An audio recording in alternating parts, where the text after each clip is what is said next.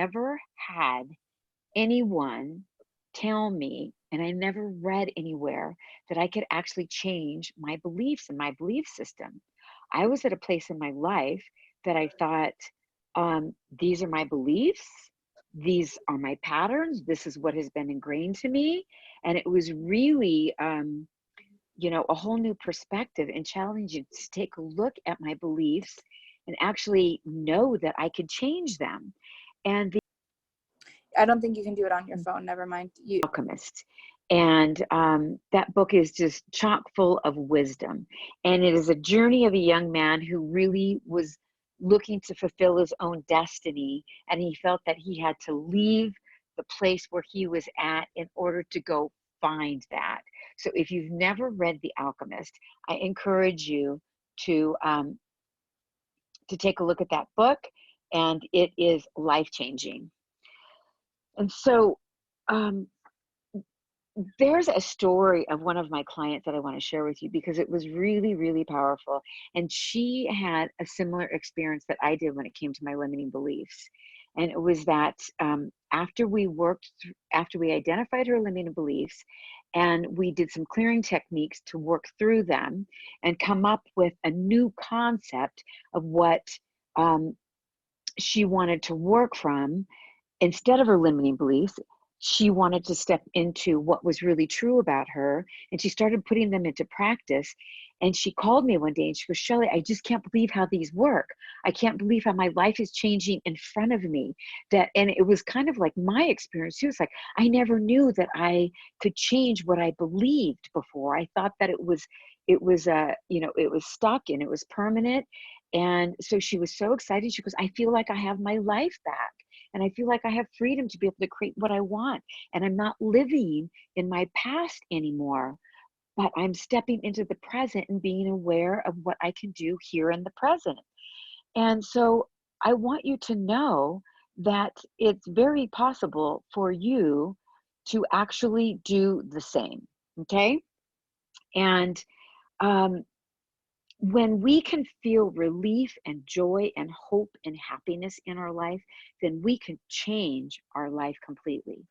But when we are stuck in our old limiting beliefs from our childhood, and it's not your fault that you believe this way and feel this way. And many people don't even know what their limiting beliefs are, and they don't know how to identify them. But you can look at it this way. It's like a software program on your computer. And we have these internal beliefs that are programmed through our past experience and our conditioning. And when triggered, these programs are running on autopilot from our subconscious, and they carry with them emotions. And the emotions are embedded in the program. And so when things happen and we get triggered, these beliefs, come up, and we feel held captive by them. And so what I want to ask you to do right now is think of a belief that you have that you feel that is self-limiting to you. And then I want you to take that belief and I want you to write down the emotions that you have around that limiting belief, okay? And write those down. And then later on in the session, I'm going to take us through a very short clearing that'll give you a tool to deactivate the emotion around that belief. And then it can lessen the trigger, okay? And I want to share with you a quote from Albert Einstein because I think it's just so apropos to the topic of the power of thoughts. And he said that the world as we have created it is a process of our thinking, and it cannot change without changing our thinking. And we know that our thoughts are any energy vibrations, right? When we're thinking, powerful thoughts and we're stepping into our greatness and we're operating from a field of positivity and happiness and joy, those energy vibrations run right along with us and we feel good. And the truth is that a limiting belief is a belief that limits you and hold you back in any way, and they're disempowering. And so the the thing that we want to do is to be able to identify them, because that's going to tell us where we're stuck in life, and that's what's holding us back. And for example, if you believe that it's challenging to generate the level of income required to live the lifestyle that you want to live, then in fact, the process of these unpleasant circumstances, you'll naturally not feel very motivated or inspired because you're believing that it's too difficult to change that particular circumstance. But, and so if we change that thinking to knowing that we have limitless possibilities to create whatever amount of income that we want, and begin to step into that and create a process in our life by breaking it down and identifying our limiting beliefs and our relationship with money and the challenges that we have and our situations, then we can actually step out of that eventually.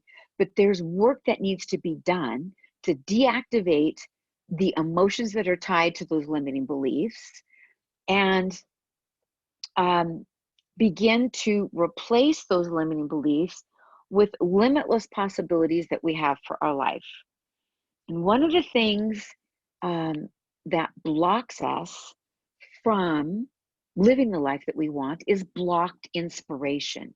And we want to be able to open up a space where we can identify the opportunities that lie before us to be inspired. Like, have you ever wanted something really desperately, but for whatever reason you can't identify it, you just feel blocked, and you've tried to go around the left and around the right and jump over hurdles, but you keep hitting this challenge in front of you, like is this big wall, and it just continues to discourage you, and at some point you just give up. And that's what happens with a lot of people when it comes to their desires and their dreams. They feel that they're too big and there's too many obstacles and too many challenges in front of them. So, and just too much resistance. And the resistance is blocking the inspiration. And it's really fascinating. But I want to share the story with you because it was a huge aha for me to unblock my inspiration, and I never knew that it was related to my particular emotions that I was going through when I was experiencing my divorce and going through it. And it was a really tumultuous time for me. And there were so many feelings that I had around that. It was like a roller coaster, and I could never get off that hamster wheel. Um, and well, once in a while I might be able to get off it, but then my thoughts and my challenges and my beliefs would bring me right back onto it. It was just this roller coaster going up and down. And I was in this vibration of feeling very sad and depressed and powerless. And one day I just had this huge aha because I was experiencing this healing through some trauma from my divorce.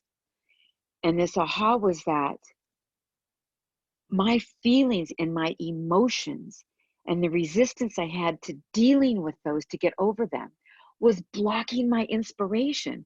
So as hard as I tried, I couldn't get beyond it. I couldn't step into the creativity that I wanted. I couldn't step into the dream that I was being called into. And I had so much resistance to it. But once I came to terms with the feeling about the healing that needed to occur, it deactivated it, and I didn't feel powerless anymore. I felt power over my emotions. And all of a sudden, this huge window of opportunity for creativity came. It was just really wild. So my point is that if we have a lot of emotions and a lot of disappointments and things that are holding us back, and we haven't healed them, we are going to remain stuck, and that's going to block inspiration, because it's like a dam where the floodgates just open up. When healing occurs and we stop resistance from what is being persistent in our emotional state, we can step into freedom. And that's why one of the exercises that I do with my clients early on is called the disappointment exercise, where we step into and we write down all the disappointments, and we start all the way back in our childhood and we go all the way up to where we're living today. It's a really powerful exercise. And it's a process of clearing where it really helps you see what's holding you back. So, what we resist persists, and until we let that go, then we cannot move forward. And this all has to do with the power of our thoughts, right? Living in the present moment is not possible when we continue to look in the past and we're being run by patterns that are old, that keep running in our mind. And you may or may not know this, but your subconscious runs in the present. And if we can't control our subconscious patterns and break them and replace them with new patterns and create new neural pathways, and that's why affirmations are so important. And that's why I work with my clients to do circular affirmations. It's really, really important for retraining our brain. Our brain has tons of neuroplasticity, and this is, we used to think in research apparently that we couldn't change the state of our brains, but we know now that that is not true. So we can derail old patterns from our old subconscious beliefs and replace them with new beliefs and manifest whatever we want. Okay. And speaking of manifestation, we can manifest miracles. We've all heard that ask and you shall receive. And if we let go of our subconscious blocks, then we can receive results that are more aligned with our conscious mind and the goals you set for yourself. And one of the things that come up for me right there is self-sabotage, that we have to be careful about self-sabotage, because our old patterns can hold us back in such a way, like that ball and chain feeling, that without us even knowing it, we're sabotaging um, what we want to create by telling ourselves that, this can't happen. And there's actually some work that I want to share with you about common beliefs that keep us from our happiness and success, and the ones that say, like, I do or I don't. Like, I can ask Debbie or Michaela, what do you do for a living? What is it that you do? And we have these old patterns that we feel that what we do is who we are. And I recognized many years ago about labels, and I had this huge aha about labels, because all of my life, the masks that I wore to create greatness and feel great and powerful about who I was, even though I was really wounded inside, was that, yeah, I'm a master personal trainer, I'm an athlete, I'm a competitive athlete. And all these things on the external outside world were labels that I gave myself. And anytime anybody asked, well, what do you do? And I'd say, well, I'm a fitness coach and a wellness coach, and I help people step into their greatness and their athletic ability, and I'm a competitive athlete. But these were all labels that I put on myself. And I never said, the truth about who I was. And today, if somebody was to ask me, who am I want you to write this down for you also, to do an exercise. Like, if someone was to ask you, who are you? Tell me, what is it that you do? And what we find is that we cling to a label for ourselves, and we create a box of what we do or we don't do. And my answer today would be, I'm a God-loving spirit, and I am a creation of the divine, and I am an empowering woman, and I, love stepping into my passion and using my gifts, my God-given gifts, to create, a beautiful life for myself and to help empower others. And to me, that answer comes from spirit and who I am in my heart and in my soul, not labels outside, like I'm an engineer or I'm a personal trainer. Those are just labels, you guys, that we put on ourselves. And that's not really who we are. Yes, that could be the gifts that you're using, but it's not really who you are. And who you are is so much bigger. And that just leads me to the place that I just want to say that every one of you that are listening to this, and even if you're not listening to this, you have greatness within you. And you were created by the Creator in perfection. And you have gifts and talents that He wants you to use. And you are smart. And there's so many limiting beliefs that, again, it's not your fault. It's your childhood upbringing. It's the environment. It's the trauma and the abuse that you lived through in your life that has shaped you into who you are today. But I want to tell you that that is not who you are. You are not your past. You are not your labels. You are whoever you want to be. And it is when we can say that we are I am in a really powerful way and not label ourselves as I am not this or I am not that or I am a procrastinator or I am unmotivated or I am stupid or I am uncapable. Those I am, whatever you put behind that word I am, is surely to follow you. So I want you to be really careful about, outwardly expressing I am. And every morning I write down I am 3 times, and I write a powerful word that I want to step into on this day to become and be more of who I am. So it might be I am an empowering influencer. I am a lover of everyone. I am a powerful leader. Whatever you want to follow those words, I am, is what you're going to bring about. So I want you to be very careful about associating yourself with those things that you have that are not true about you, and speak to yourself from a loving standpoint, the way that God sees you. Okay. And the statement, I can't, is also a very powerful limiting belief, because if we say I can't, then again, surely your belief about that will come true. I can't make enough money. I can't cook. I can't run. I can't compete in the 5K. I can't this, I can't that. That is an incredibly disempowering word. And that self limiting belief is rooted in the idea that your abilities and your talents are fixed and they cannot be changed.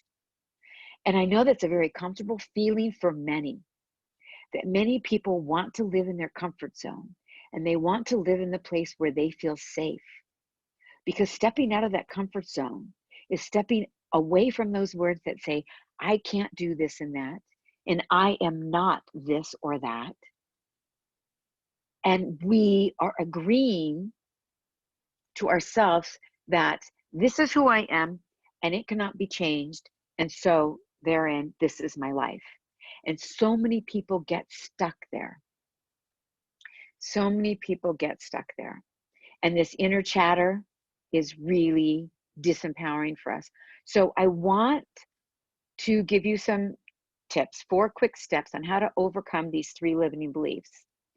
And it's not going to happen lickety split, but at least it's a tool that you can have. So go ahead and take notes if you like. And there's 4 really brief steps. And one is, I want you to listen to the inner chatter that goes on in your mind. And we all have it. We have 60 to 80,000 thoughts that go through our mind every day. And most of them are negative, and it's not our fault. That's just the way that the brain works. So we have to take note and be the gatekeeper of what happens in the mind between our ears. And if we don't, then we're going down that rabbit hole I call about Alice in Wonderland, and it's a really difficult return. It's easy to go down there, but it's a hell of a climb back up, especially if you allow yourself to go down there beyond 17 seconds, because 17 seconds is the period of time that when we're entertaining a limiting belief or a negative thought, that if we go beyond 17 seconds, it makes it that much harder to come out of it. But if we can be aware of it, identify it, and then use our tools to turn it around, we can bring it back and not go there. So again, number 1 is listening to the inner chatter and write down your limiting belief about that chatter. Look at the statement and notice how you feel and what emotions it creates within you. Okay? So for example, you might have a limiting belief that says, I'm stupid and I can't do that. So I'm going to listen to that chatter when consciously I really want to be able to, you know, approach a challenge or a task. And I'm thinking, oh, I should ask my husband to do this or my daughter because I'm not smart enough to do it. But in fact, you can challenge yourself and say, you know what, I am smart enough to do this and I'm going to figure it out. And then when you listen to that limiting belief in the inner chatter that says I'm stupid, how does it feel? It feels really sad, disempowering. I know that it's not the truth, and I want to replace it with the true thought that I am an intelligent human being and I'm capable of anything. So it's really important you attach those emotions because those emotions will drive you to the next action. And when you're disempowered, you're not going to take that next action, or you're going to fail at that next action. So notice the emotions that it creates within you. And then number 2, tell yourself that this belief is exactly that. It's a belief, and it's a belief that can be changed because we can change our beliefs, because we can change our thoughts. It is not the truth, and it's not rooted in any facts. It may be something that someone told you when you were young, and you just decided that you didn't know any better and you were just going to believe it. This, my friend, is the most difficult process right here. As you may have been telling yourself this belief for years, decades, a lifetime. But I want to share with you that it is never too late. And once you realize that this thought is just a thought, then you rob it of its power. It's no longer active if you don't give it energy. And then number 3, replace the belief. Get really creative and think big, outside the box, and make it realistic for yourself. And just make sure that this new belief is well aligned with your future and present intentions and goals. So, with the life that you're trying to manifest and build, okay? So, just make sure that this new belief is well aligned with what your intentions are. And then number 4, let the new belief lead you to new and different actions. And your previous self-limiting belief thoughts keep you from an action and kept you held down, right? It's like fear sets in, you tell yourself you can't do it, I might as well not even try, I'm not good enough. All of those false lies that have held you down. And now you have a new positive belief, and that belief guide can take you to steps that actually help you achieve your goals. Make sense?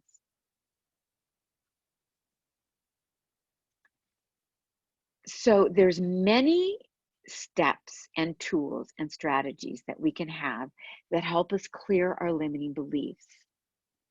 And it's so important that we do that because everything is related to our beliefs, our thoughts, our actions, what we manifest in the end result.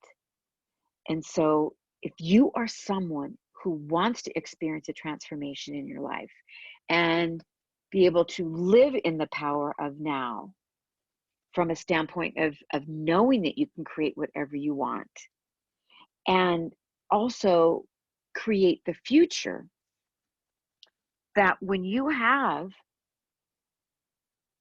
the tools to be able to take power over your mind and power over your thoughts, then you can actually understand the cycle that is required and begin to cultivate a belief that anything is anything is possible. Those words, I'm possible. And I learned this so often from my coach when I was a competitive athlete and a competitive runner. It was the first gift I ever gave myself to empower myself to know that I had greatness in me and that someone else saw greatness in me. Being raised in a family of 8 where I was just living in my shadow the majority of the time. I was never noticed, seldom acknowledged. No one ever told me how great or wonderful that I was. There was just a lot of conflict and a lot of competition, and it was really easy to just hide. So I had to come up with my own ideas and my strategies when I was young. And as a matter of fact, that's where my positivity and my enthusiasm and my competitiveness came, because I had a brother who was older, and he was the only brother I had in a family of 7 girls. And he got so much attention from my father that really ingrained in me to be competitive with him. And I wanted to do everything that he did and then do it better. And the day I got discovered as you know, an athlete who had great potential from my coach, it's one of the biggest gifts I ever got in my world, because he saw in me something that I never saw in myself. And that was that I had greatness and potential. And no one ever shared that with me. And I was 27 at the time. But learning through competition to be able to know that I could accomplish anything I wanted, that I could be the winner, and that I could beat whoever I wanted to. That was the first time that I ever worked with the possibility of my mind, that I could change my thoughts and my thinking to know that I could be a winner, and to know that I could accomplish whatever I wanted to. And I would have never won the races that I did. And I really became a very competitive athlete. And I feel so honored to share with you that I became a member of the women's Reebok team, the first women's team they ever had to run for Reebok. I felt so honored. And it was like, if I didn't work with my thinking and know that what I thought overpowered my body, that if I told myself that I was going to lose that race, I would for sure lose that race. If I told myself that I could dig down deep and win that race, that it was mind over matter. Everything was mind over matter. And it doesn't matter if you're an athlete or an ordinary mortal that's not in competition. Our life is all about mind over matter. And if you think your life is over and that you can't create something new, especially with everything that's going on today with chaos and conflict and disappointment, and we feel like the world is ending, and so you just want to curl up. I totally get that, but this is not the time. This is the time to step into your power, to realize that you can create whatever you want, no matter what is going on around there. This is the time, my friend, to be inspired, to do the work, to conquer your self-limiting beliefs and your emotions, and step into your greatness, and tap into those root generators and those limiting beliefs that are holding you back, that you can become powerful with whatever you want to do. And our mind is over our spiritual, our intellectual, our emotional, and our physical.